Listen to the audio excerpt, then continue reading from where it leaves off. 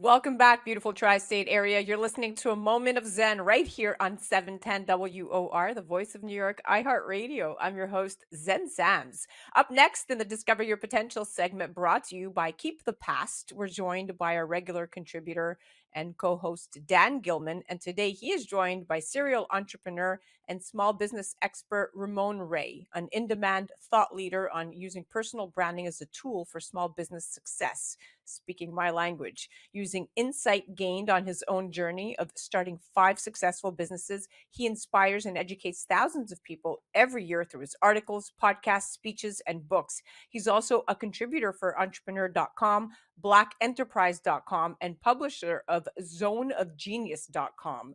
Wow, he's an expert in his field. Audiences around the world are inspired by his high energy and ability to connect and care. They join me today to chat all about personal branding, the path to success, and life as a celebrity CEO. Welcoming now to the show our superstars Ramon Ray and Dan Gilman. Welcome, gentlemen. Thanks for having me here. Good to see you, Dan. Good to see you. So excited that you're both here. Let's dive right in. Ramon, I know you were born in the Midwest, but as a young teen, you moved to Brooklyn. That piqued my interest right here in the tri-state area, making you part well-mannered Midwestern and part action-oriented New Yorker. I love this tagline. Picking it up from here, can you share a bit about your journey and what inspired you to become an entrepreneur and a small business expert? Absolutely. And again, Zen, it's so good to be here and good to be with you, Dan. My parents are ministers, full-time Christian ministers. So that's just one little context to how I grew up in a very conservative Christian home. And they were called the full-time ministry. So that's why we left Ohio. And then we lived in Brooklyn for a number of years. As I graduated high school, fast forwarding many years, I worked for the United Nations. As some of you may know, the New York area audience, there's the General Assembly in the UN where all the heads of state come and block our traffic. I see those nods in Midtown. So I worked there right out of kind of beginning college. I started college a bit late and was there until I was fired because I was an entrepreneur, had a side hustle for many years. I had permission to do it, and then that permission was revoked. And today I'm here talking to Zen and Dan because I chose to continue my entrepreneurial journeys. And since then have started 5 companies, sold 3, authored 5 books. That's the nutshell of me, of Ramon Ray. Wow. In a nutshell. What don't you do? So you manifested this interview and you're here today. Well, you've had quite the journey, and as someone who has started several businesses, I'm so glad we have you here today to share your insights for aspiring entrepreneurs. But I know the journey is not always easy, and many often tend to lose faith along the way. It's very common. However, it's so important to stay positive and keep plugging away. In fact, according to research published in the journal Applied Psychology Researchers, they discovered that while having a positive mindset alone doesn't automatically lead to success, when looking at accomplished entrepreneurs, the majority of them had an established positive mindset as they progressed in their business journey. So it's quite interesting, that correlation. But interestingly enough, it all comes back full circle in terms of mindset, preparedness, and trekking forward. Now, I know Dan has a few questions relating to this, so I'm going to hand it off to you, buddy. Yeah, there are many people currently struggling in the world today, as you know. How do you maintain resilience and a positive mindset during challenging times? It's not easy. And again, I wish I could say I was perfect at it, but I think that is one thing by God's grace that I do well, Dan and Zen. I think that the aspect of, I'm very grateful.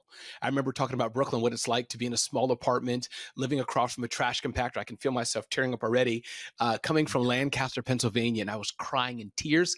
I didn't want to leave that beautiful location and go to where I was at the moment. Again, of those who live there, that's where we are today. But for me, I'm a grateful person. Opening my refrigerator today and seeing, I got all this food in there. I got Dunkin' Donuts, coffee, creamer, and food, and I can order food. So I'm a grateful person. So I think that's one reason why I'm positive. And second of all, probably I like people.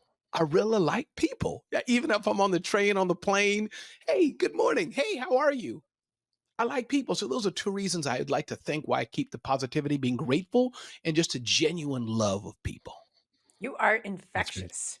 Thank you. Now, Ramon, He's amazing. he's amazing. Now, let's chat about personal branding. So Yeah. I know you've written a book centered around the subject called Yeah. Celebrity CEO, which is the complete guide to creating a strong personal brand that will set your business apart from your competitors. And interestingly enough, in recent years, the Google search volume for quote unquote personal brand has grown over 4 and 5x. So, this is Mhm. clearly a subject that individuals are looking to educate themselves on now more than ever. And an established personal brand is vital to build both trust and profitability. According to Brand Builders Group study, 82% of all Americans agree, that's a huge number, that companies are more influential if their executives have a personal brand that they follow and know. So I'd love to hear your thoughts since you are the expert here. How important is personal branding in today's business environment, and what tips can you offer to building a strong personal brand?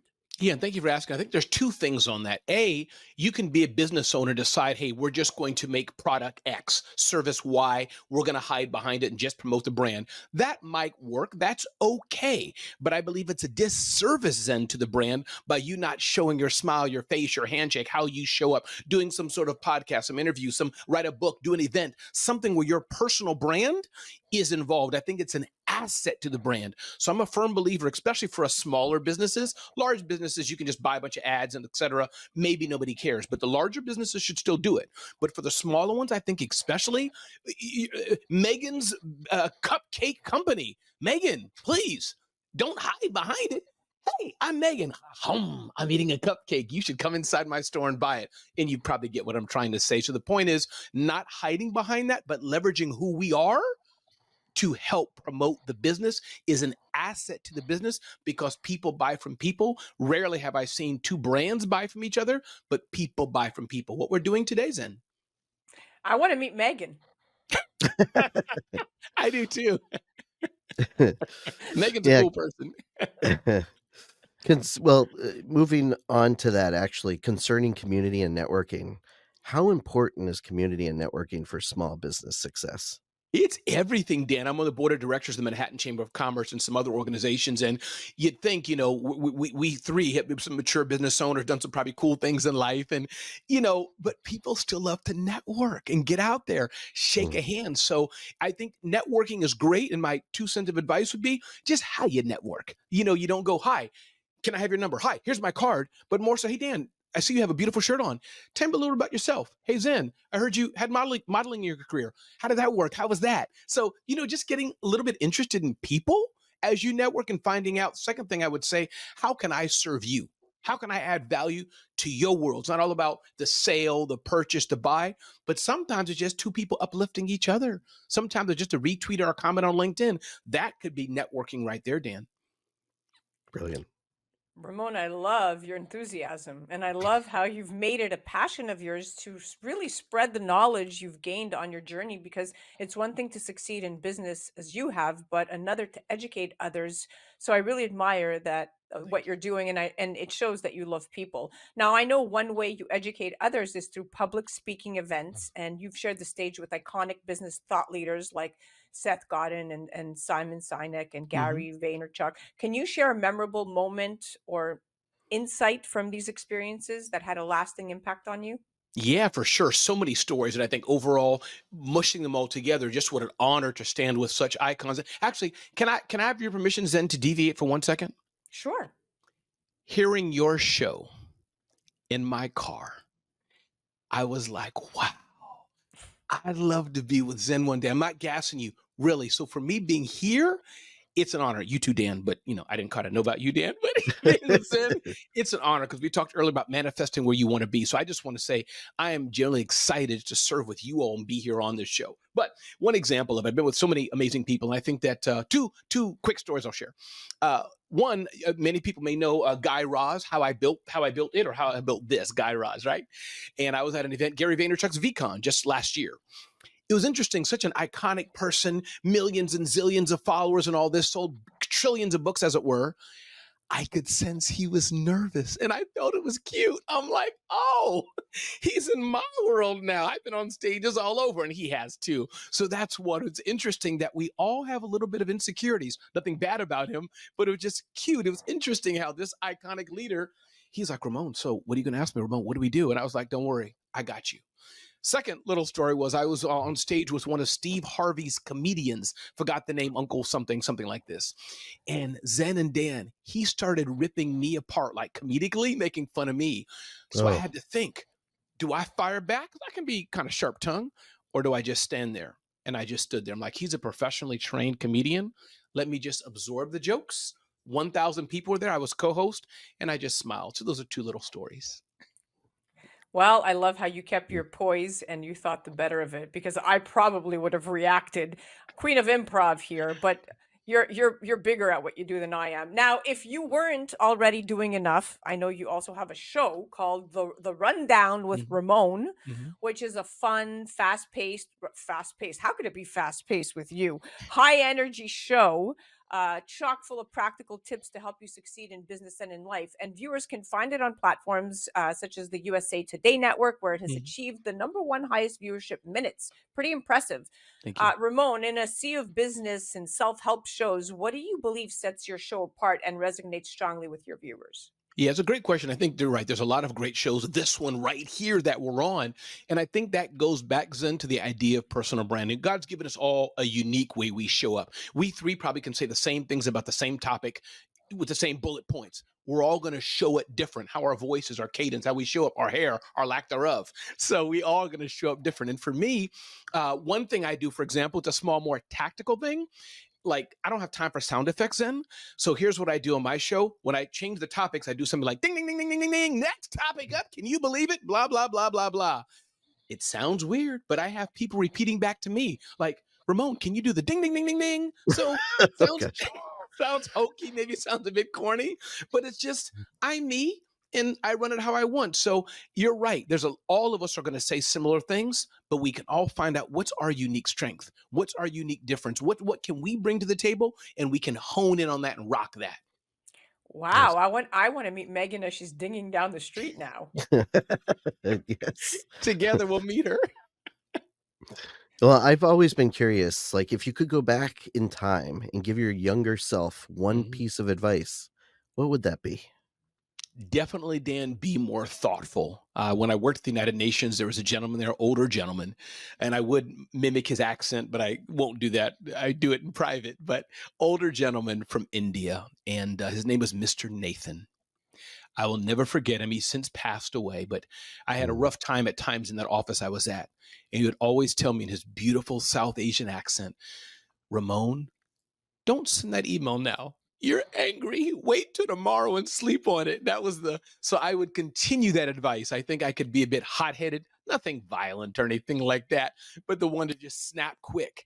And his advice rings in my ears. So I wish more often that I would just slow down and think, be a bit more methodical. Because even today, being a 51-year-old man, I can move fast. I can say yes, but you know what? Zen, maybe let's sleep on that before we do that deal. Or Dan, let me chew on that. Probably a yes, but just give me 3 days to chew on that. So I wish I would do that more now and my younger self. That's great advice. We have about a minute left. What are any special projects, any future speaking engagements? Talk to me. What's going on in your world? Yeah, big things I'm working on is that in the coming months we have an entrepreneurs conference and awards. So I love hosting and doing big events. Maybe one of you will be there. So I love doing big events. And I think my tip of the day thought that I always think about is keep showing up, showing up, showing up, and good things will happen to you. Wow. Well, That's we are great. at the end of that interview, my dear friend. Thank you so much for coming on and joining us with a bundle of energy and full of enthusiasm. It was great chatting with you today and gaining insight into how you conduct your ecosystem and succeed in your life. You are quite the inspiration. Thank you, Zen. Thank you, Dan. Thank you. That was the Discover Your Potential segment brought to you by Keep the Past. And that was the incredible serial entrepreneur and small business expert, Ramon Ray. Definitely be sure to check him out online at celebrityceo.com and zoneofgenius.com. And of course, you can check him out on the gram at Ramon Ray Smart Hustle. And of course, you can see more of Dan by heading to discoveryourpotentialshow.com. You're listening to A Moment of Zen right here on 710 WOR, the voice of New York, iHeartRadio. We'll be right back after this.